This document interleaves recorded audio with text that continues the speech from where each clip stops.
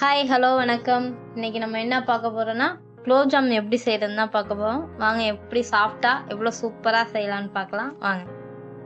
இப்போ நான் ஆச்சி gulab jam mix தான் எடுத்திருக்கேன். உங்களுக்கு என்ன விருப்பமோ நீங்கள் அதை எடுத்துங்க. ஒரு ஸ்பூன் நெய் போட்டுக்கிறேன். நெய் போட்டுக்கிட்டோம்னா கொஞ்சம் வாசமாக இருக்கும், அதனால நான் கொஞ்சமாக நெய் சேர்த்துக்கிறேன். அப்புறம் காய்ச்சி ஆற வச்சிருக்க பால் ஒரு 50 ml இருக்கும். உங்களுக்கு தேவையான அளவு கொஞ்சம் கொஞ்சமாக ஊற்றி மிக்ஸ் பண்ணிங்க. ரொம்ப ஊற்றிடக்கூடாது. பால் ஊற்றுனா கொஞ்சம் டேஸ்ட்டு கொடுக்கும், அதுக்காக நான் பால் ஊற்றிக்கிறேன். நீங்கள் வேணால் தண்ணி வேணாலும் ஊற்றிக்கலாம், உங்களுக்கு விருப்பம்னா பால் வேணாலும் ஊற்றிக்கலாம். இந்த அளவுக்கு சப்பாத்தி மாவு அளவுக்கு நல்லா பனைஞ்சு எடுத்துங்க. இப்படி இருக்கும் நம்மளுக்கு மாவு. இந்த மாவு ஒரு 5 நிமிஷத்துக்கு அப்படியே ஊறட்டும். நம்ம அதுக்குள்ளே பாவு எப்படி காய்ச்சறதுன்னு பார்க்கலாம் வாங்க. நான் 300 ஜீனி எடுத்து வச்சுருக்கேன். நான் இந்த கப்பால் தான் அளந்து வச்சுருக்கேன். அதில் போட்டுக்கிறேன். அளந்த கப்பாலேயே தண்ணி ஊற்றிக்கிறேன். எந்த கப்பால் ஜீனி அளந்து எடுத்தோமோ அதே கப்பால் நான் இப்போ தண்ணி ஊற்றிக்கிறேன்.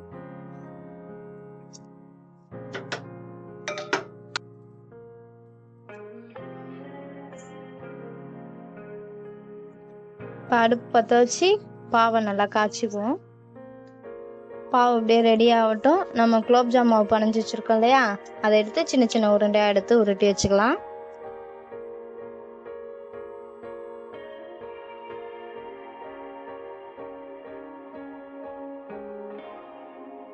இப்போ பாவு ரெடி ஆகிட்டு இப்போ நம்ம உருட்டி வச்சுருக்க குலோப் ஜாமை எண்ணெயில் பொரிச்சு எடுத்துக்கலாம். இந்த அளவுக்கு சின்ன சின்ன உருண்டையாக உருட்டி வச்சுருக்கேன். நம்ம உருட்டுறப்ப எந்த ஒரு வெடிப்பும் இல்லாமல் உருட்டிக்கணும். வெடிப்பு இருந்துச்சுன்னா அப்படியே எண்ணெயில் போடுறப்ப அப்படியே விரிஞ்சு வந்துடும். அடுப்பில் கடாய் போட்டு அதை பொரிச்சு எடுக்கிறதுக்கான எண்ணெயை ஊற்றிக்குவோம்.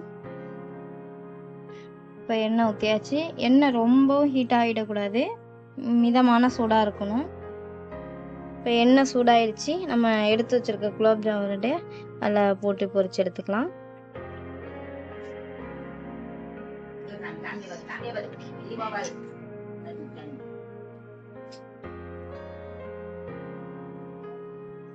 இந்த அளவுக்கு நல்லா பொன்னிறமாக பொரிச்சு எடுத்துக்கணும். எடுத்து நான் ஒரு கிண்ணத்தில் எடுத்து வச்சுக்கிறேன். ஆற விட்டு அந்த பாவில் போட்டு நம்ம ரெடி பண்ணிக்கலாம்.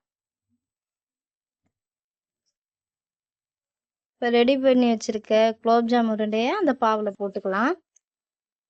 இப்போ குலோப் ஜாம் ஒரு 1/2 hour நல்லா ஊறட்டும். ஊறினாதான் அந்த பாவில் ஊறினாதான் நமக்கு ஊற தான் நல்லா அந்த பாவெலாம் உள்ளார ஊறி நல்லா டேஸ்ட்டாக இருக்கும். இப்போ குலோப் ஜாம் ரெடி ஆகிட்டு நீங்களும் உங்கள் வீட்டில் செஞ்சு பாருங்கள். எப்படி இருக்குன்னு கமெண்ட் பண்ணுங்கள்.